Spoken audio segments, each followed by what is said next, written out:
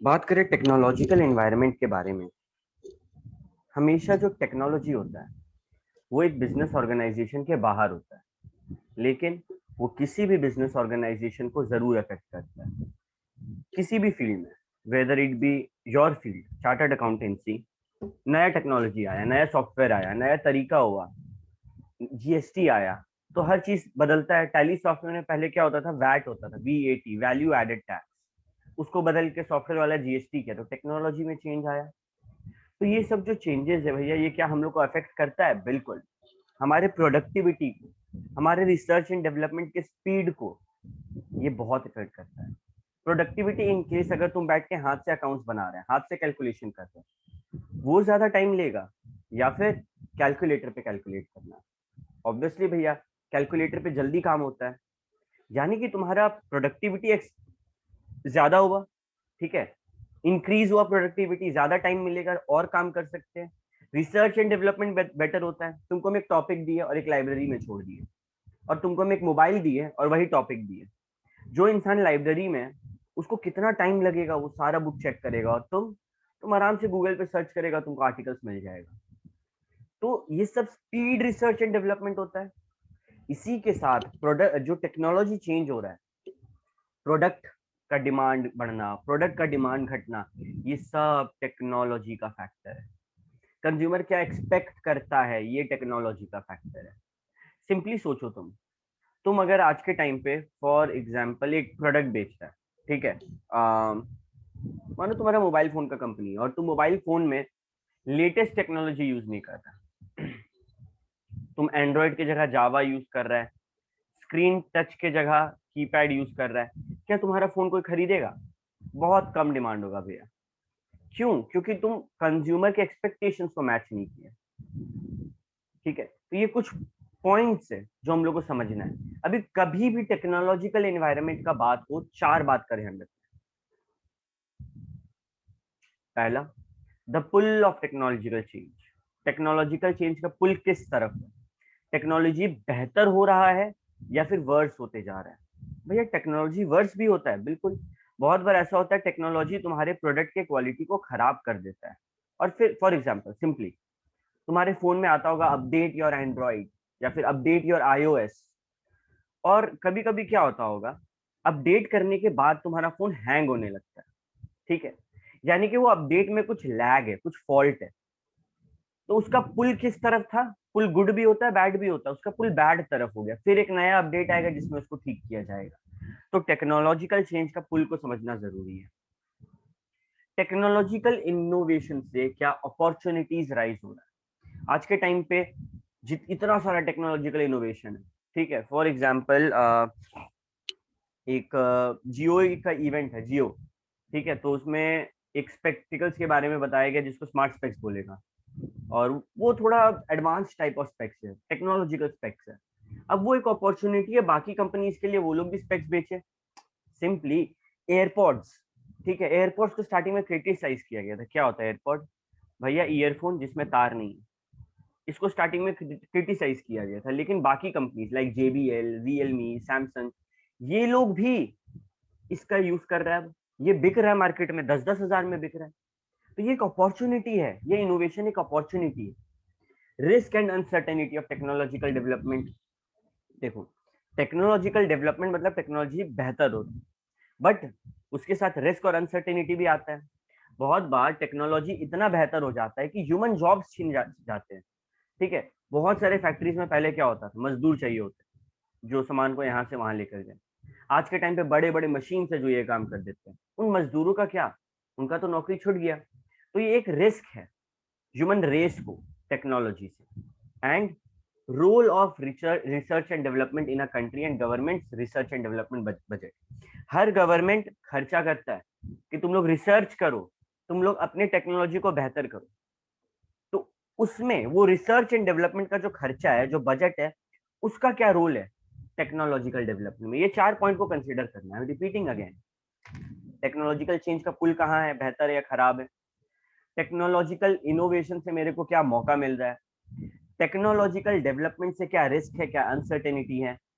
और R&D का budget क्या है कंट्री का, क्या खर्चा कर रहा है वो लोग? क्या ये पॉइंट चारों क्लियर है? यो करो।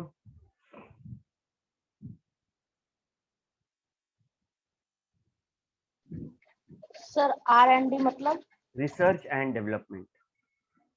रिसर्च एंड डेवलपमेंट का मतलब होता है कोई भी सामान जब बस बनता है ना, तो ऐसा नहीं कि बस वो बन गया, वो मार्केट में बिकने लगा। मार्केट में कस्टमर से फीडबैक लेते कि आपको मेरा सामान कैसा लगा सर, ठीक है।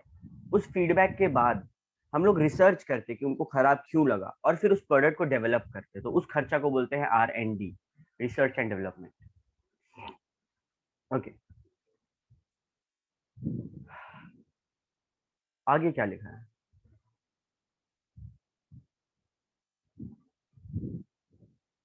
It is important to mention that technology जो है वो अपॉर्चुनिटी भी है, वो थ्रेट भी है। अपॉर्चुनिटी कैसे कुछ लोगों को मौका मिलता है, वो अपने एडवांटेज के लिए यूज करते हैं। थ्रेट कैसे कुछ लोग के लिए रिस्क होता है और उनका बिजनेस स्लो या फिर कभी कभी क्विक डेथ भी पा लेता है। सिंपल सिंपल अपने एजुकेशन सेक्टर में देखते हैं। आज के टाइम पे physical coaching is slowly dying. कोई भी फिजिकल कोचिंग नहीं कर पा रहा है, उनका मजबूरी है क्योंकि कोविड है। अभी टेक्नोलॉजी का जो इस्तेमाल है, जो लोग कर पा रहे हैं उनके लिए ये अपॉर्चुनिटी है, जो लोग नहीं कर पा रहे उनके लिए ये थ्रेट है। और अगर बात करें तो तुम लोग, एक सेकंड रुकना। ओके, और अगर हम लोग बात करें, बहुत सारा ऐसा टेक्नोलॉजिकल चेंज है जो किसी के लिए अपॉर्चुनिटी होता है, किसी के लिए थ्रेट। जैसे कि रोबोट्स हम लोग सुनते हैं, तुम लोग एक नाम सुना होगा, सोफिया, ठीक है। This is the first artificial intelligent enabled robot, ठीक है, जिसको दुबई में सिटीजनशिप मिला है। अब आर्टिफिशियल इंटेलिजेंस इनेबल्ड रोबोट मतलब कि these robots are close to human. ये लोग ह्यूमन से बहुत क्लोज है, ठीक है। ये लोग सोच सकते हैं, ये लोग का एनालाइजिंग पावर जो है वो हम लोग से थोड़ा सा ही अब दूर रहा है।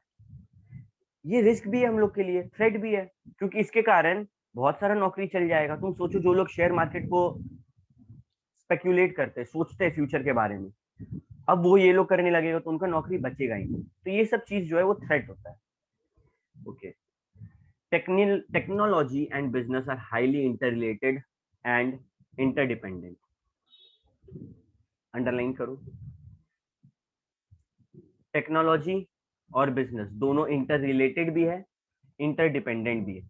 उसके बाद ये लाइन अंडरलाइन करो, business has an inherent responsibility of uplifting the society through new innovation. Business का ये जिम्मेदारी है कि वो सोसाइटी को अपलिफ्ट करे, सोसाइटी का स्टैंडर्ड को ऊपर लेकर जाए नए नए इनोवेशन के द्वारा, ठीक है।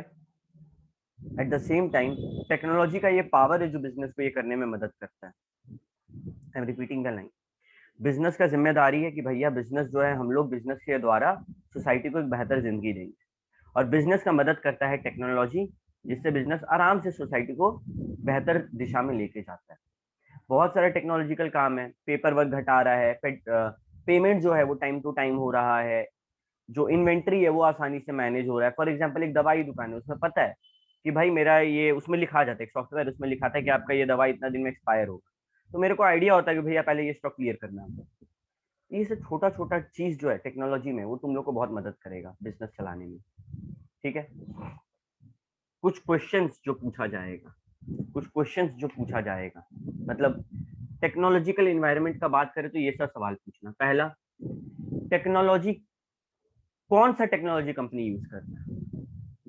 फॉर एग्जाम्पल, बात करते हैं एक चार्टर्ड अकाउंटेंट फर्म के बारे में, वो कौन सा टेक्नोलॉजी यूज कर रहा है, ये बहुत इंपॉर्टेंट होता जाता है।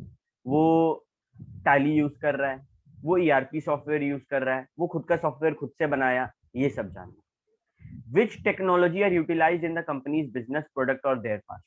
तुम लोग मानो गया ऑडिट पे, ऑडिट में क्या होता है, ऑडिट में तुम जाएगा कंपनी में, जो वहाँ का मैनेजर है तुमको दम भर के इज्जत देगा, तुमको खूब खिलाएगा पिलाएगा, क्योंकि तुम्हारे ऑडिट का रिपोर्ट पे जो साइन होगा वो साइन का वैल्यू है।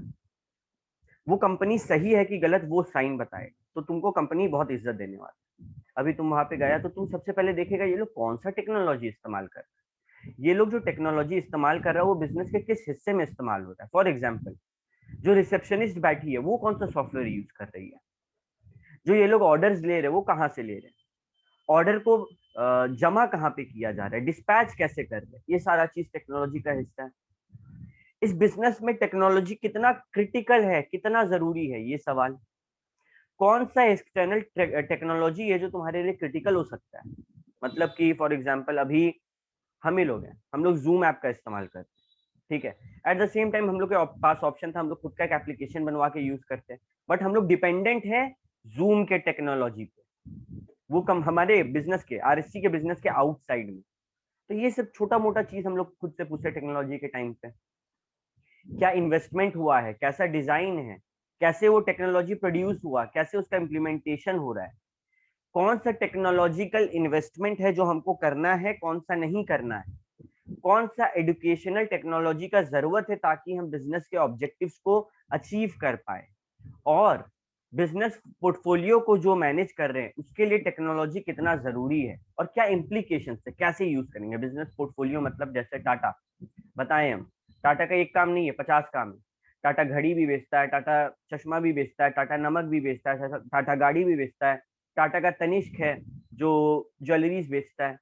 तो हर जगह अलग टेक्नोलॉजी है, तो कैसे काम हो रहा है, ये सारा चीज, ये सारा सवाल टेक्नोलॉजिकल इन्वायरमेंट में पूछा जाता है। सबको मैसेज में यू लिख के भेजो अगर ये क्लियर है सारा क्वेश्चन। अगर किसी भी क्वेश्चन में डाउट है तो प्लीज आस्क। भैया पोर्टफोलियो का मतलब क्या होता है? बोले ना, एक एक बड़ा कंपनी टाटा का छोटा छोटा पोर्टफोलियो होता है, अलग अलग बिजनेस में वो इन्वेस्ट करके रखा है।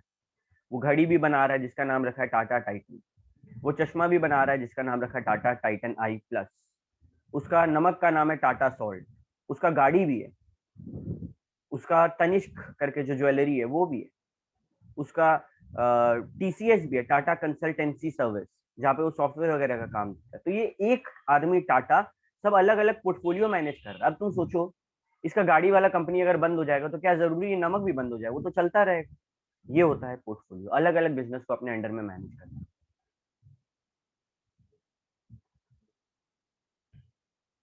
Okay,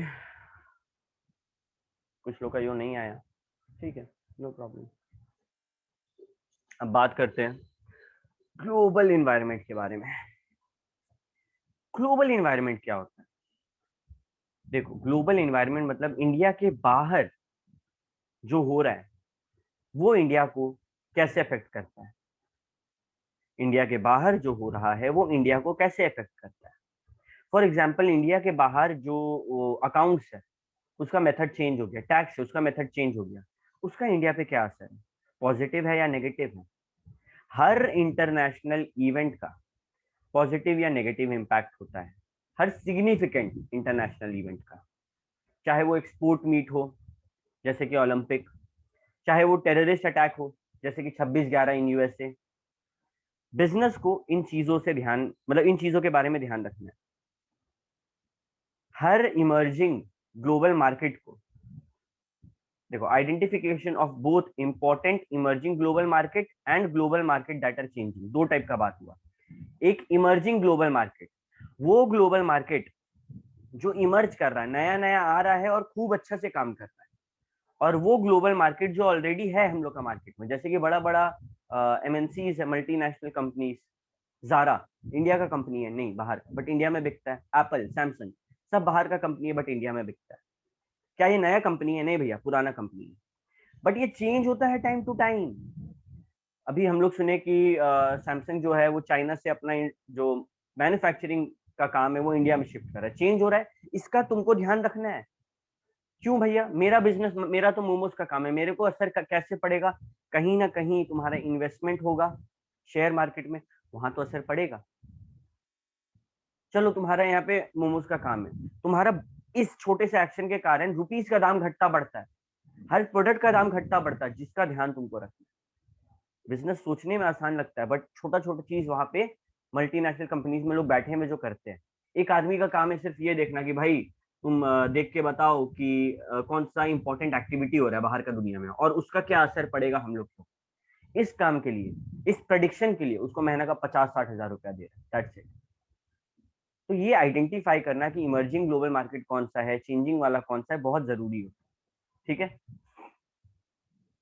okay. उसके बाद यहाँ पे लिखा business have to gauge and identify open market. जितना भी ओपन मार्केट है इसको आइडेंटिफाई करना है, उसका ध्यान रखना है। ओपन मार्केट मतलब कि इंडिया का जो सामान बाहर भेज सकते हैं और बाहर का वो सामान जो इंडिया ला सकते हैं। I am repeating once again, open market का कॉन्सेप्ट अराउंड 1990s में आया था, जब बोला गया कि भाई ये तुम इंडिया को एक मार्केट सोचता है, तुम क्या सोचता है भैया इंडिया में हम माल बनाएंगे, इंडिया में हम बेचेंगे। ये छोटा सोच है, ये छोटा सोच है।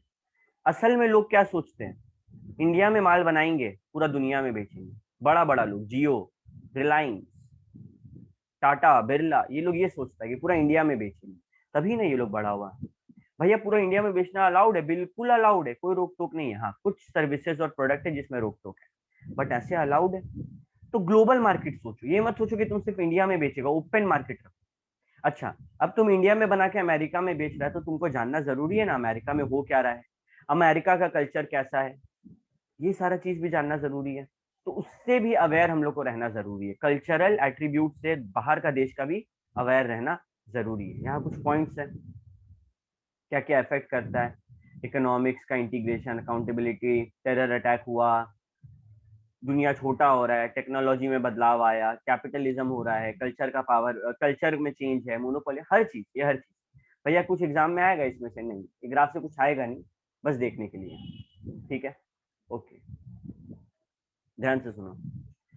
इकोनॉमिक रिफॉर्म्स के कारण इंडियन फर्म्स जो है वो अब फिजिकल बाउंड्रीज के बियॉन्ड देख रहे हैं। अभी हम बताए टाटा क्या सोचता है, इंडिया में बना के इंडिया में बेचेंगे? नहीं, इंडिया में बना के पूरा दुनिया में बेचेंगे। तो they are looking beyond the physical boundaries.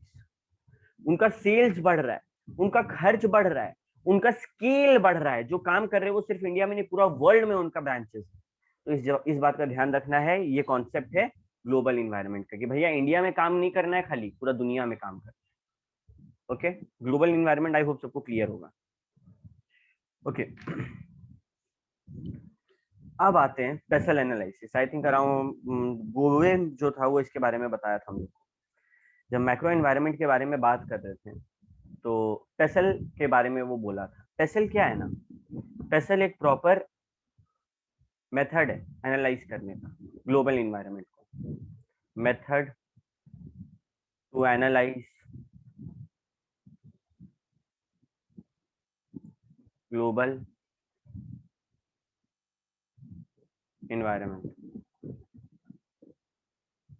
P for political, E for economic, S for socio-cultural, T for technological, L for legal, E for environment। सब तुम लोग पढ़ा हुआ है, ये सब तुम लोग पढ़ा हुआ है। स्पेशल एनालिसिस भैया जो ग्लोबल इन्वायरमेंट, जो ग्लोबल काटो, चलो लिख दो मैक्रो इन्वायरमेंट। मैक्रो इन्वायरमेंट को देखना है, ग्लोबल पूरा दुनिया का देख रहा है, पूरा दुनिया का पॉलिटिक्स, पूरा दुनिया का इकोनॉमिक्स, पूरा दुनिया का सोशियो कल्चर, पूरा दुनिया का टेक्नोलॉजी, लीगल, इन्वायरमेंट। ये अब सिर्फ हम लोग का देश तक सीमित नहीं रहा। स्पेशल एनालिसिस पूरे वर्ल्ड के बेसिस पे होता है और ये अफेक्ट करता है एक ऑर्गेनाइजेशन और उनके पॉलिसीज को। पॉलिटिकल क्या होता है भैया, एनजीओ, ग्रुप्स, गवर्नमेंट, ये सब का क्या असर है मेरे बिजनेस के ऊपर। टेक्नोलॉजी का बात हुआ, इकोनॉमिक का बात हुआ, लीगल का बात हुआ, इन्वायरमेंट का बात हुआ, सोशल का बात हुआ।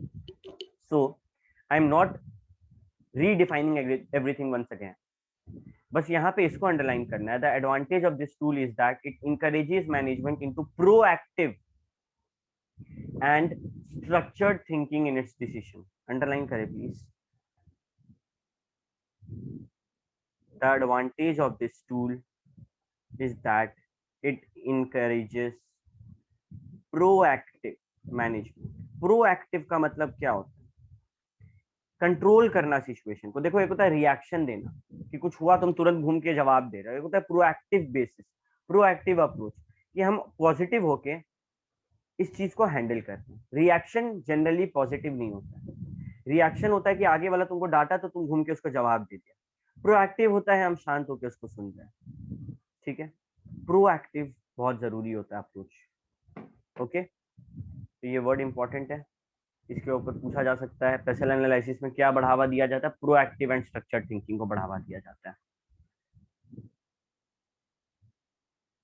ठीक है, ओके। अगेन की फैक्टर्स है कुछ, जैसे पॉलिटिकल फैक्टर्स, गवर्नमेंट का कितना हक है इकोनॉमी के ऊपर, गवर्नमेंट क्या कर रहा है, कौन सा लॉ ला रहा है, क्या कर रहा है, नहीं कर रहा है, इस सारे चीज का ध्यान रखना, हम लोग इसके बारे में बात किए। गवर्नमेंट का इन्फ्लुएंस कहाँ कहाँ पे होता है? Health, education, infrastructure of a nation में। Health, education, infrastructure. Economic factor, business कैसे काम कर रहा है, इंटरेस्ट रेट क्या है, सेविंग्स क्या है, मनी सप्लाई क्या है, इन्फ्लेशन कैसा है, क्रेडिट फ्लो कैसा है, पर कैपिटा इनकम कैसा है, ग्रोथ रेट कैसा है, ये सारे डिसीजन लेने में मदद करता है। सोशल में कंपनी जो है लोगों के डिमांड को कैसे मैच कर रहा है, उनका जो धर्म है उससे कैसे कोप अप कर रहा है, उनके बिलीफ से कैसे कोप अप कर रहा है। टेक्नोलॉजी, यानी कि सबसे पहले technology factor define barriers to entry. आज हम तुम लोग को एक बात समझाते हैं, ये बैरियर्स टू एंट्री क्या है। तुम लोग को मानो एक इलेक्ट्रिसिटी कंपनी खोलना है। इलेक्ट्रिसिटी कंपनी मतलब वो जो बड़ा सा फैक्ट्री होगा, वो हर घर में बिजली पहुंचाएगा, जैसे JBVNL, ठीक है, झारखंड बिजली विभाग लिमिटेड। क्या ये आसान है खोलना? नहीं भैया, खर्च है। अच्छा, खर्च क्या सिर्फ पैसा में है? ये बताओ।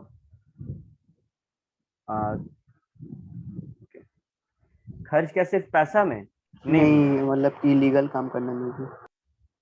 लीगल काम लीगल भी होना चाहिए, एट द सेम टाइम कितना सारा तुमको टेक्नोलॉजी का जरूरत होगा, जस्ट इमेजिन, है ना। मेरे को भैया मशीन वगैरह चाहिए होगा, लोग वगैरह चाहिए होंगे, तो वो बैरियर टू एंट्री होता है। लीगल बैरियर्स होते हैं भैया, लॉ उसका परमिशन चाहिए हमको कोर्ट से। टेक्नोलॉजिकल बैरियर होते हैं भैया, बड़ा बड़ा मशीन चाहिए। सोशल बैरियर होते हैं भैया, लोग जगह खाली नहीं कर। इकोनॉमिक बैरियर होते हैं भैया, कोई लोन नहीं दे रहा, इंटरेस्ट हाई है। पॉलिटिकल बैरियर होते हैं कि भैया पॉलिटिक्स खेल रहा है वो लोग, गवर्नमेंट वहां पे जमीन देने नहीं दे रहा है। इन्वायरमेंटल बैरियर होते हैं भैया, वहां पेड़ काटना होगा, उसके लिए लोग लड़ाई कर रहे हैं हम लोग से। तो ये सारे बैरियर्स क्रिएट होते हैं और ये सब हम लोग को अफेक्ट करता है। लीगल मतलब लॉ वगैरह, ठीक है। इन्वायरमेंटल मतलब पेड़ पौधा को नुकसान नहीं पहुंचाना है। Tourism industry, farming industry, insurance industry, ये सबको इन्वायरमेंटल फैक्टर जो है काफी ज्यादा इफेक्ट करता है। तुम सोचो, टूरिज्म, तुम कहाँ घूमने जाएगा भाई? ऑब्वियसली जहाँ पे काफी खूबसूरत वादिया टाइप हो, कश्मीर उश्मीर टाइप, ठीक है। फार्मिंग, अगर इन्वायरमेंट है तभी फार्मिंग हो रहा है। ओके, कोई डाउट आया थी? क्या सबको मेरा आवाज क्लियर आ रहा है? एक बार चैट में यो कर दूं। इस पे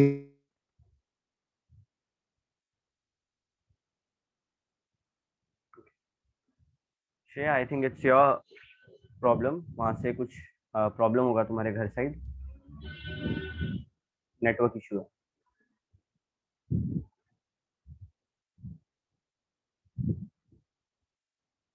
ओके, ये देखो, यहाँ पे कुछ फैक्टर्स है जिसको बोलते हैं पेसल मैट्रिक्स, जरूरी है। पेसल मैट्रिक्स जरूरी है। कुछ फैक्टर्स है, जब बात कर रहे हैं पॉलिटिकल फैक्टर्स के बारे में, क्या क्या है जो अफेक्ट करेगा भैया? पॉलिटिकल स्टेबल होना जरूरी है। तुम सोचो, ऐसा एक कंट्री जहाँ पे आज एक गवर्नमेंट आया, घपला में फंसा, फिर नया आया, फिर घपला में फंसा, फिर नया आया, वो देश पॉलिटिकली स्टेबल नहीं है और वो देश का बिजनेस हमेशा नुकसान में रहेगा। ठीक है, ओके। तुम लोग किसी किसी का ना वीडियो ऑन हो जा रहा है, तो तुम लोग जो लेट के पढ़ रहा है मस्त चिल करके, वो सबको ही देखता है, तो तुम लोग थोड़ा इस चीज का ध्यान देना। Okay, okay. Political principles and ideologies, political मतलब जो गवर्नमेंट पार्टी है उसका प्रिंसिपल कैसा है, आइडियोलॉजी कैसा है, ये भी मैटर करता है एक देश के विकास में।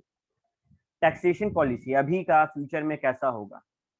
जो बॉडीज है जो रेगुलेट करते हैं, जो देखते हैं कि लॉ वगैरह कैसे लग रहा है, वो कहीं करप्ट तो नहीं है। गवर्नमेंट का पॉलिसीज कैसा है, गवर्नमेंट कितना साल के लिए और कब चेंज होगा, पॉलिटिकल लीडर्स का जो एरिया है वो कैसा है, ये सारा छोटा मोटा चीज है जो काफी मैटर करता है पॉलिटिकल इन्वायरमेंट। इकोनॉमिक इन्वायरमेंट, भैया ट्रेंड कैसा है, बात करें तो ग्राफ कैसा है, बढ़ रहा है या घट रहा है, इस चीज का ध्यान रखना। ठीक है, इकोनॉमी का सिचुएशन देखना, मार्केट साइकिल, ट्रेड साइकिल देखना, इंडस्ट्री का स्पेसिफिक इंडस्ट्री फैक्टर्स, आज के टाइम पे अगर हम मोबाइल का वो जियो सिम जैसा कुछ अपना बनाना चाहते हैं, अपना खुद का सिम, पीओ सिम, ठीक है, तो उसका इंडस्ट्री फैक्टर्स क्या है, कैसे आने के लिए क्या करना होगा, कितना पैसा का जरूरत होगा, इस चीज का ध्यान रखना। कंज्यूमर या फिर कस्टमर एंड यूजर ड्राइवर्स, ठीक है, कि हम कस्टमर के लिए प्रोडक्ट बना रहे हैं तो हमको उसका इकोनॉमी का ध्यान रखना, वो कितना खर्च करेगा मेरा प्रोडक्ट के लिए। अभी हम प्रोडक्ट बना रहे हैं गांव के लोगों के लिए और हम प्रोडक्ट का दाम रख रहे हैं 5-6 हजार रुपया, जो 2 हजार तक वो लोग अफोर्ड कर सकता है, तो वो लोग नहीं खरीदना चाहेंगे वो सामान।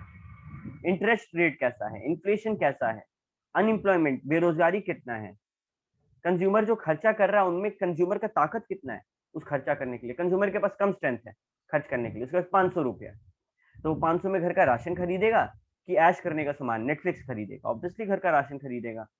वो होता है स्ट्रेंथ ऑफ कंज्यूमर स्पेंडिंग। फिर है सोशल। सोशल में आया लाइफस्टाइल ट्रेंड, कैसा लाइफस्टाइल है लोगों का, डेमोग्राफिक्स कैसा है, बात हुआ इसके बारे में।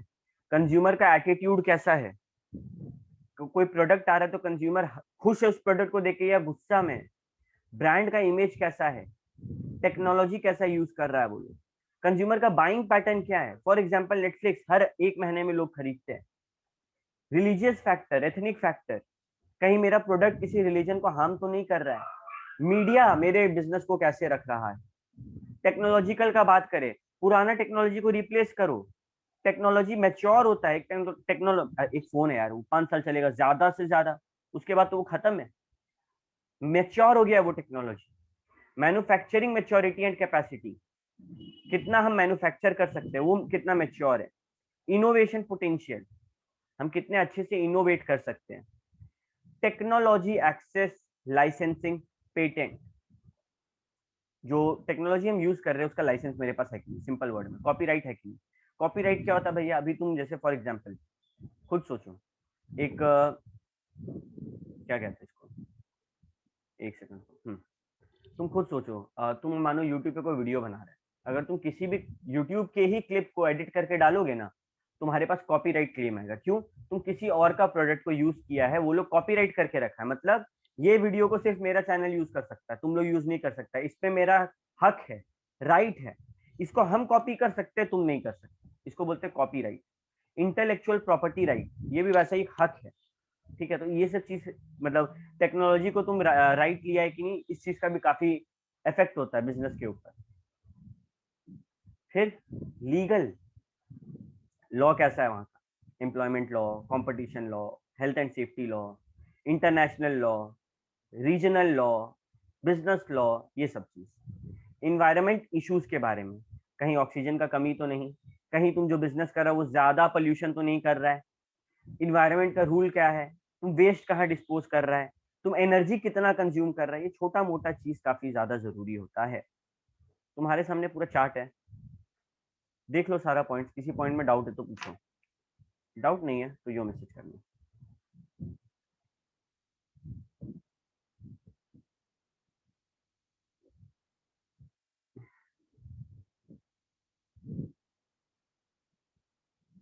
भाई इंटरनेशनल ट्रीटी एंड लॉ का मतलब?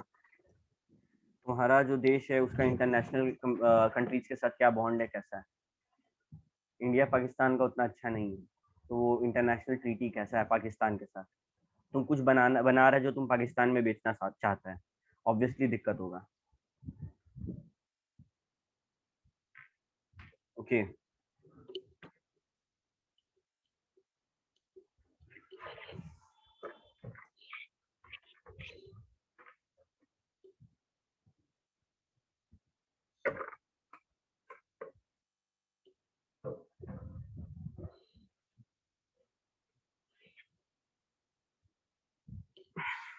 हम्म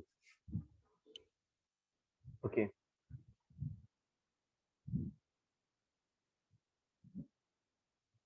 देखो, डिफरेंस बिटवीन स्वॉट एंड पेसल, इंपॉर्टेंट पॉइंट।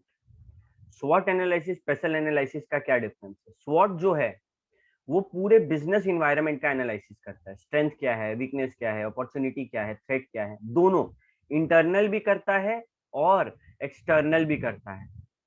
जबकि पेसल जो है वो सिर्फ एक्सटर्नल करेगा। ये स्वॉट एनालिसिस इंटरनल एक्सटर्नल करता है और पेसल सिर्फ एक्सटर्नल करता है। तो स्वॉट इज ब्रॉडर देन पेसल। अगर हम लोग डायग्राम में बात करें तो स्वॉट दोनों देखता है, पेसल मानो सिर्फ अंदर का देखता, तो पेसल छोटा हुआ ना स्वॉट एनालिसिस से। दैट्स इट, इंपॉर्टेंट पॉइंट है। ओके, अब आते हैं strategic response to the environment. कैसे रिस्पॉन्स करे भैया एनवायरनमेंट को। ये ओल्ड बुक में आई थिंक ऊपर में होगा, हम लोग एक छोटा सा क्रॉस मारे थे। यस भैया। हाँ, ये ओल्ड बुक में ऊपर में, ठीक है। भैया ओके, एक बार नीचे स्क्रॉल कीजिए ना। ले कर लिए। हो गया, थैंक यू। ओके, आगे बढ़ने से पहले इंटरनल स्ट्रैटेजिक रिस्पॉन्स। अभी एक कंपनी या फिर कोई भी बिजनेस इन्वायरमेंट को देख रहा है, मॉनिटर कर रहा है कि भाई क्या हो रहा है, नहीं हो रहा है, और रिस्पॉन्ड करता है। भाई इन्वायरमेंट में थ्रेट है, क्या रिस्पॉन्ड करें, इन्वायरमेंट में मौका है, कैसे रिस्पॉन्ड करें, क्या करें हम, यहाँ पे ये बताने वाले तुम। वो क्या करता है, वो आइडेंटिफाई करता है, अटेंड करता है उन फैक्टर्स को, वो देखता है ओके ये फैक्टर है, फिर वो क्या सोचता है इंटरनल है या एक्सटर्नल है, अच्छा ये फैक्टर एक्सटर्नल है, फिर क्या सोचता है माइक्रो है या मैक्रो है, अच्छा ये मैक्रो है। इस तरीके से जो हम लोग सीखे हैं ना, वही काम वो भी करता है मैनेजर, ठीक है। और फिर वो लोग ये आइडेंटिफाई करने के बाद एक्शन लेता है, अटेंड करता है, ये दो काम होता है। रिस्पॉन्स का मतलब आइडेंटिफाई करके एक्शन लेना। तो इंटरनल कैपेसिटी होना चाहिए तुम्हारा एक्शन लेने का, तुम्हारा इंटरनल कैपेसिटी बहुत जरूरी है ना। तुम्हारे कंपनी के अंदर वो ताकत होना चाहिए कि हम एक्शन ले सकें। कंपनी के अंदर ताकत ही नहीं ले पाएगा, नहीं भैया। अच्छा, इंटरनल रिस्पॉन्स कैसा होता है, पहला होता है एडमिनिस्ट्रेटिव रिस्पॉन्स। एडमिनिस्ट्रेटिव रिस्पॉन्स मतलब देखो, दिस इंक्लूड द फॉर्मेशन और clarification of organisation mission. Organisation का जो मिशन है कि हम क्या करने वाले हैं, मेरा क्या एक्शन होगा, मेरा ऑब्जेक्टिव कि हमको क्या अचीव करना है, मेरा पॉलिसी, मेरा बजट, पॉलिसी मतलब कैसे अचीव करेंगे, मेरा बजट कितना रुपया में अचीव करना है, कितना देर में अचीव करना है, ये सारा चीज हम पहले से लिख के रखेंगे भाई। और जैसा भी हो, मेरा रिएक्शन हो, रिएक्टिव हो या फिर प्रोएक्टिव हो, मेरा रिएक्शन, हमको जो चेंजेस करना है इनमें करना है। I am repeating it once again, administrative responses में भैया मैनेजमेंट कुछ बात क्लियरली लिख लेता अपने पास, मेरे को क्या अचीव करना है, मतलब मेरा ऑब्जेक्टिव, कैसे अचीव करना है, मेरा पॉलिसी, कितना वक्त में कितना रुपया में अचीव करना है, मेरा बजट। मेरा जो रिस्पॉन्स है भैया वो प्रोएक्टिव भी हो सकता है, मतलब कि शांति से इत्मीनान से हम जो एक्शन ले रहे हैं उसको आराम से कर रहे हैं। रिएक्टिव भी हो सकता है, मतलब थोड़ा एग्रेसिव, ठीक है, कोई दिक्कत नहीं। Administrative response can be proactive, it can be reactive, ठीक है। ओके, देखो, the administrative response relates to changing the way a business operate. एक बिजनेस कैसे ऑपरेट कर रहा है, अपने इन्वायरमेंट के साथ कैसे काम कर रहा है, उसको चेंज करना इनका काम होता है। मिशंस को चेंज करना, रिवाइज करना, ऑब्जेक्टिव को, गोल को, ये सबको रिवाइज करना एडमिनिस्ट्रेटिव काम होता है। भैया एडमिनिस्ट्रेशन होता क्या है, हम लोग बहुत सुनते हैं। आईएएस ऑफिसर जो है उसका नाम भी, मतलब उसका फुल फॉर्म भी एडमिनिस्ट्रेटिव सर्विसेज से होता है। तो ये एडमिनिस्ट्रेशन है क्या, सिंपल वर्ड में मैनेजमेंट, किसी भी चीज के मैनेजमेंट को देखना। वो एडमिनिस्टर कर रहा है, वो मॉनिटर कर रहा है, वो चेंजेस ला रहा है, उसका काम बस ये है। बट ये बड़ा काम होता है, वो देख रहा है क्या करना है कंपनी को, कैसे करना है, कुछ गड़बड़ हुआ तो क्या करेंगे, वो सारा काम है उसका। दूसरा होता है कॉम्पिटिटिव रिस्पॉन्स। कॉम्पिटिटिव रिस्पॉन्स मतलब बेसिकली ये जो होते हैं वो प्रॉफिट और फर्म के लिए होते हैं। कभी कोई सुना एनपीओ कंपटीशन लगा रहा है, हाँ, एक एनजीओ दूसरा एनजीओ से compete कर रहा है कि हम बेहतर है, नहीं, बहुत rare of the rarest cases में था। बट प्रॉफिट फर्म हमेशा compete करता है, सैमसंग एप्पल का कंपटीशन चलता ही है, ठीक है, रेन और निर्मा का कंपटीशन चलता ही है। तो वो हुआ कंपटीशन दो प्रोडक्ट्स के बीच में।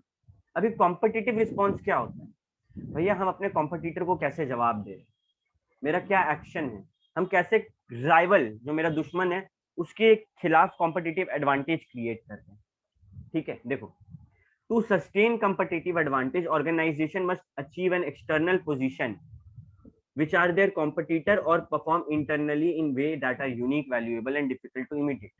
एप्पल सबसे बेस्ट एग्जांपल है। अपने कॉम्पिटिटर को वो कैसे हराता है?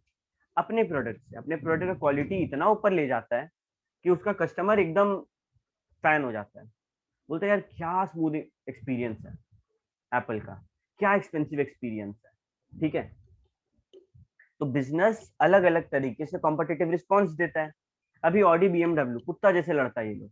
यहाँ पे बीएमडब्ल्यू एक पोस्टर चिपकाएगा, उसमें वो ऑडी को गाली बकता है, मतलब लिटरली गाली नहीं बक रहा है, ट्रोल कर रहा है, मीम टाइप का। वहां पे ऑडी उसके बगल में एक चिपका देगा, उसमें वो बीएमडब्ल्यू को जवाब दे रहा है। तो ये वो लोग का कम्पीट करने का तैयारी है। ठीक है, हर किसी कंपनी का, हर ऑर्गेनाइजेशन का कम्पीट करने का अपना ढंग होता है। कंपटीटिव रिस्पॉन्स में मेन बात है कि हम अपने कंपटीटर से बेहतर होके दिखाएं। सिंपल। कैसे बेहतर होना है? कुछ भी यूनिक दो, वैल्यूएबल दो, कुछ ऐसा दो जिसको वो लोग कॉपी ना कर सके। And collective response. बहुत बार क्या होता है, देखो इसमें क्या हुआ, इसमें भैया कंपनी अपने अंदर देखा, लिख लो तुम लोग भी हिंदी में, अंदर देखा। इसमें कंपनी बाहर देखा, कंपीट कर रहा है। इसमें कंपनीज साथ देखेंगे, साथ देखेंगे, सब कंपनी साथ में आएगा और रिस्पॉन्ड करेगा। अरे जियो, जियो को कौन मार दिया भैया? सब कोई साथ में आ गया था। एयरटेल, वोडाफोन आइडिया, सब कोई साथ में आ गया। अभी तो यही दो है, बीएसएनएल, ये लोग सब साथ में आके कंपीट कर रहे हैं ना अब जियो से। भैया नहीं, एयरटेल और बीएसएनएल तो अलग काम कर रहे हैं। नहीं, जब जियो के ऊपर केस हुआ था इस बेसिस पे कि तुम कुछ गलत कर रहा है, वो लोग अपना नॉर्म था, रूल था, तब ये लोग सबको साथ में केस किए थे। ठीक है, okay. Collective response help control interdependency among organisation. एक ऑर्गेनाइजेशन जैसे यहाँ पे सब कुछ जियो के ऊपर निर्भर हो गया था कि अब क्या करेगा जियो, देखते हैं। तो ये सब चीज से बचाने के लिए लोग क्या करते हैं? कलेक्टिवली रिस्पॉन्ड करते हैं। They come together to benefit from each other. एक दूसरे का मदद करने के लिए, एक दूसरे का फायदा के लिए ये लोग साथ आते हैं। ठीक है, देखो यहाँ पे pharmaceutical firm are forming strategic alliances to distribute non-competing medication and avoid the high cost of establishing sales organization. जितना भी फार्मास्यूटिकल कंपनी है, दवाई दुकान, दवाई कंपनी है बड़ा बड़ा, वो क्या कर रहा है? साथ में आ गया, बोला भाई हम बना रहे माथा दर्द का दवाई, तुम बनाओ पीठ दर्द का दवाई। लेकिन ऐसे समझो, एक जन बोला हम बना रहे हैं हेडेक का दवाई, एक बोला हम बना रहे हैं फीवर का दवाई। लेकिन दोनों अलग अलग कंपनी, ये है ए कंपनी, ये है बी कंपनी। लेकिन जो आदमी लोग डिस्ट्रीब्यूट करेगा वो हम लोग मिलकर ओन करते हैं। तुम्हारा हक भी है, मेरा हक भी है। समझ रहा बात? ये लोग साथ में काम कर रहे हैं, नॉन कंपीटिंग है। ये जो प्रोडक्ट है वो क्या है? नॉन कंपीटिंग, तभी ये लोग साथ में काम कर रहे हैं। ठीक है, काम दवाई का ही है, लेकिन नॉन कंपीटिंग मेडिकेशन। मतलब हम माथा दर्द का बना रहे, तुम बुखार का बना रहे, तो हम लोग का कॉम्पिटिशन डायरेक्ट नहीं है। ठीक है, ओके। क्या ये तीनों क्लियर है तुम लोग को? यो करो, अगर डाउट है तो पूछो।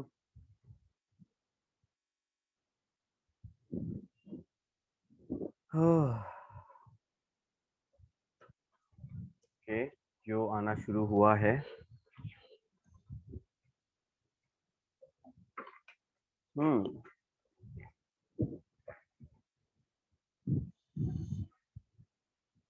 Okay, cool.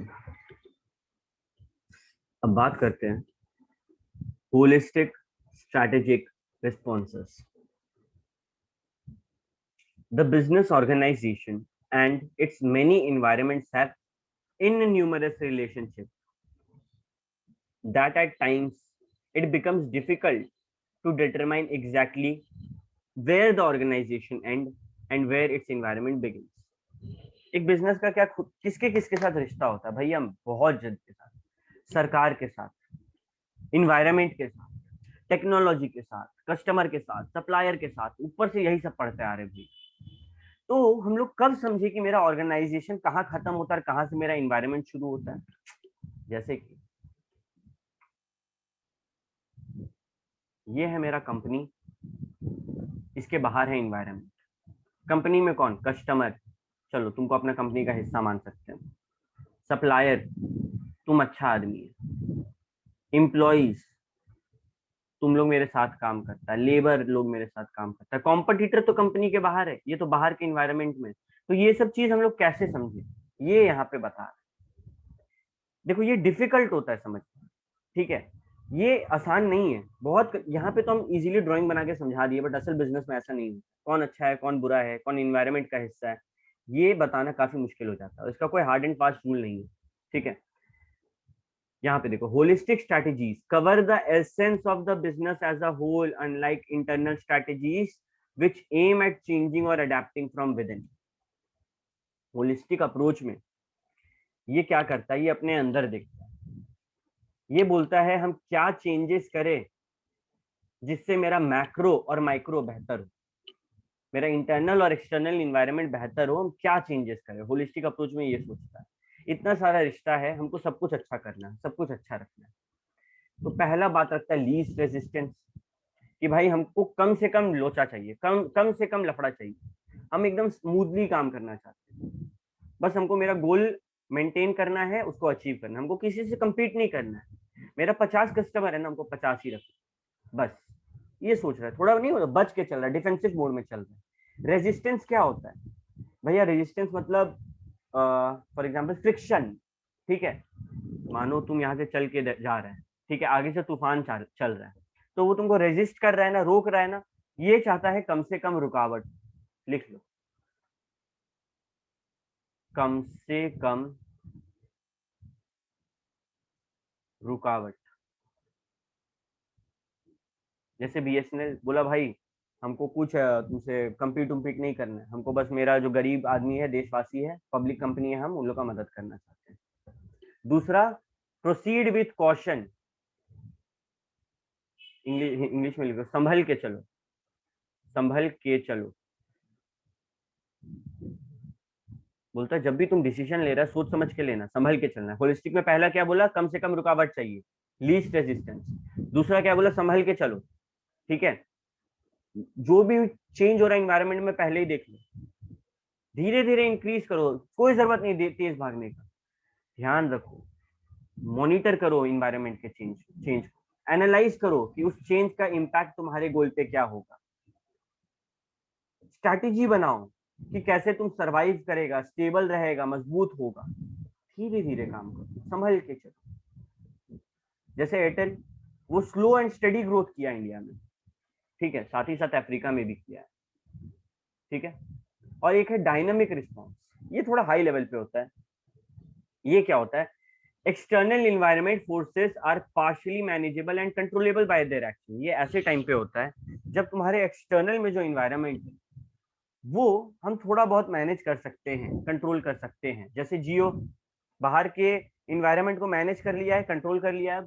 अब जियो अपना रेट बढ़ाएगा तो बाकी भी बढ़ाएगा, जियो घटाएगा तो बाकी भी घटाएगा, इतना पावरफुल पोजीशन में आया। तो डायनामिक रिस्पॉन्स मतलब एक्सटर्नल इन्वायरमेंट को मैनिपुलेट करना, मैनिपुलेट एक्सटर्नल, बाहर की चीज को मैनिपुलेट कर देना। इसमें बहुत ज्यादा स्ट्रेंथ होता है और वीकनेस भी होता है, बहुत अनसर्टेन होता है डायनामिक रिस्पॉन्स, ठीक है। तुम लोग के सामने ये तीनों होलिस्टिक अप्रोच का एलिमेंट है। किसी को कोई डाउट है तो पूछो, नहीं तो यो मैसेज करो।